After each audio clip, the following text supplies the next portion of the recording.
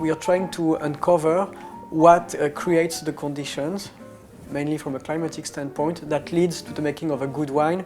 Basically, we created the vintage report to look at the data and really analyze it and bring it to the vineyard, the winery and the winemakers, so that they can improve their wines and their practices in the long run. I did a lot for enology because I began too much time ago to make wine and to try to understand how to make wine. And I think the next step is definitely in the vineyard.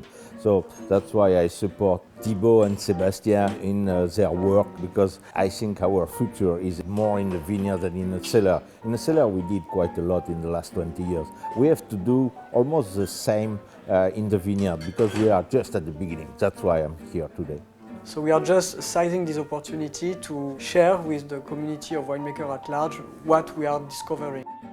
That's why the vintage report is not so much about what we are doing, but it's really about reporting what we have measured and sharing it with the community to learn together. I think to walk in the field, you have your feeling, you have your eyes, you have your taste, but we need numbers. We need something more technical. As a winemaker, the vintage report is really a great chance to come back and explore what we just went through in this past vintage, as well as catch up on all the latest research from this past year.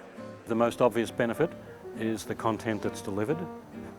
Getting a group of people together in the same room, a series of topics and periods for discussion before, during and after is what makes a good meeting. Maybe my one take-home message from the 2011 vintage report is that there was a lot of varied experiences across the entire vintage, and it was great to get a lot of people's winemakers' perspective on a challenging vintage through their eyes. And you can compare and contrast the vintage with your colleagues, so it's extremely valuable. I think it'd be great if more people came forward to participate in that event and to share their experience. So if anybody has new topics to tackle, anything that they want to share, they should come talk to us and we'll put it forward. The transmission of the knowledge will help all of us to keep developing practices that are more respectful of the environment. I think that's a wonderful way for the future, and certainly we know it's very positive. So good luck, and we have to see what can happen in the next few years.